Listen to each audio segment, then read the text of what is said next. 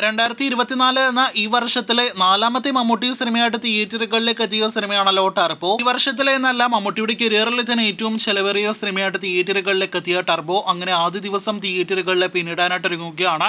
സിനിമയുടെ ആദ്യ ദിവസത്തെ കേരള വേൾഡ് വൈഡ് എസ്റ്റിമേറ്റ് കണക്കുകളെല്ലാം തന്നെ നേരത്തെ തന്നെ പ്രേക്ഷകരെ അറിയിച്ചതാണ്. ട്രൂത്ത് ഗ്ലോബൽ ഫിലിംസ് എന്ന സിനിമയുടെ ഓവർസീസ് പാർട്ണറിലൂടെ വിദേശ രാജ്യങ്ങളിലെ റെക്കോർഡ് റിലീസ് ലഭ്യമായ, ഒപ്പം തന്നെ റെസ്റ്റ് ഓഫ് ഇന്ത്യയിൽ വമ്പൻ റിലീസ് ലഭ്യമായ, കേരളത്തിൽ ഉൾപ്പെടെ മികച്ച റിലീസ് ലഭ്യമായ ടർബോ എന്ന മമ്മൂട്ടി സിനിമ ഒരു മാസ് കൊമേഴ്ഷ്യൽ എന്റർടൈനർ സിനിമ കൂടിയായിരുന്നുവല്ലോ. സിനിമയ്ക്ക് പോസിറ്റീവ് ലഭ്യമാകുകയാണെങ്കിൽ മമ്മൂട്ടിയുടെ സ്റ്റാർഡം എല്ലാം തന്നെ വെച്ച് 20-25 കോടി റേഞ്ചിലെല്ലാം തന്നെ സിനിമയ്ക്ക് വേൾഡ് വൈഡ് FT കളക്ഷൻ വരുമെന്നൊക്കെ ഒരു ഘട്ടത്തിൽ നാം പ്രതീക്ഷിതമാണ്. എന്നാൽ എസ്റ്റിമേറ്റ് കണക്കുകൾ പ്രകാരം 20 കോടി രൂപ പോലും സിനിമയ്ക്ക് ടച്ച് ചെയ്യാൻ കഴിയില്ല എന്നാണ് ഇപ്പോൾ പുറത്തു വന്നിരിക്കുന്ന റിപ്പോർട്ട്. അതോടെ ലാലേട്ടന്റെ മരയ്ക്കാർ എന്ന അദ്ദേഹത്തിന്റെ കരിയറിലെ തന്നെ ഏറ്റവും ഉയർന്ന വേൾഡ് വൈഡ് കളക്ഷനായ 20 കോടി മമ്മൂട്ടിയുടെ ഏറ്റവും പുതിയ വമ്പൻ ഹൈപ്പിൽ തിയേറ്ററുകളിലേക്ക് എത്തിയ ടർബോയ്ക്ക് മറികടക്കാൻ കഴിയില്ല എന്ന് ഏറെക്കുറെ ഉറപ്പാക്കപ്പെട്ടിരിക്കുകയാണ്.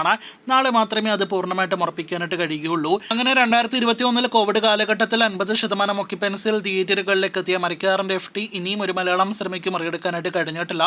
ഇനി അതേസമയം 2024 വർഷത്തിലെ വേൾഡ് വൈഡ് FT കളക്ഷനിൽ ഒരു മലയാളം സിനിമയുടെ റെക്കോർഡ് കളക്ഷൻ ആദ്യ ദിവസം നേടിയെടുത്ത സിനിമയാണല്ലോ പൃഥ്വിരാജിന്റെ ആടുജീവിതം. ബ്ലസി സംവിധാനം ചെയ്ത സിനിമ ഗൾഫ് റിലീസ് ഇല്ലാതെ പോലും മാർച്ച് 28 തിയേറ്ററുകളിലേക്ക് എത്തി 16 കോടി 5 ലക്ഷമായിരുന്നു വേൾഡ് വൈഡ് ഗ്രോസ് കളക്ഷൻ ആയിട്ട് നേടിയെടുത്തത്.